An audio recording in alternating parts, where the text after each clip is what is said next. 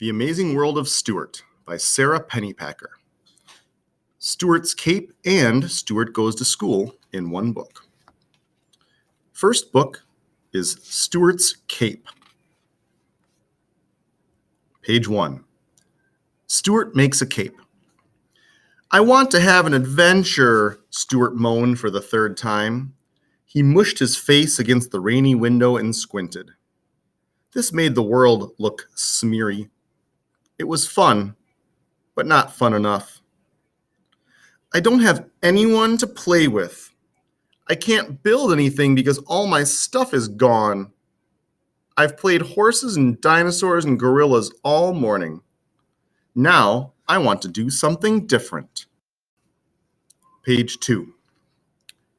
School starts in a few days, his mother reminded him. That will be something different.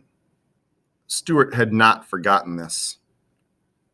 He had been worrying all week. Stuart and his family had just moved to Punbury, so he had a lot to worry about. What if there were man-eating spiders in his new bedroom closet? Or a man eating spiders? What if he got lost? Worst of all, he would be in a new school for third grade. Hundreds of things could go wrong. What if he couldn't find the bathroom? What if he could find the bathroom, but he got locked inside? What if no one wanted to be his friend? Stuart was very good at worrying. He was not so good at waiting. Anyway, he sighed, in a few days is in a few days. I want an adventure now. He slid down to the floor next to his cat to think. I wish I were Whizzer the Space Boy, he said to One Tooth. I would put on my cape and save a planet. I wish I were Power Tool Man or Rubber Legs Roger. I would put on my cape and... Stuart smacked his head and jumped up. Of course, he shouted. Adventures only happen to people with capes. Nonsense, said his mother. People can have adventures in dresses or nice warm sweaters. In business suits or pajamas, added his father. Nope, said Stuart, shaking his head. The cape is the thing. It must be a rule. I can't even think of one person who ever had an adventure without one. Can you? Stuart's mother scrunched her eyes down, thinking hard. His father scratched his chin, thinking hard. Aunt Bubbles tugged her braids, thinking hard. 3 lemons fell out.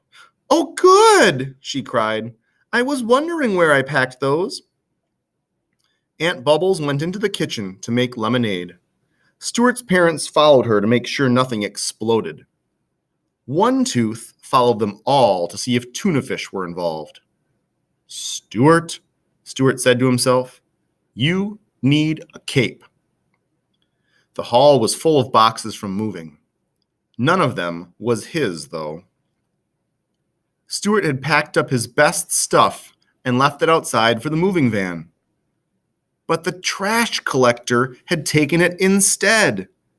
His extremely valuable things mistaken for trash.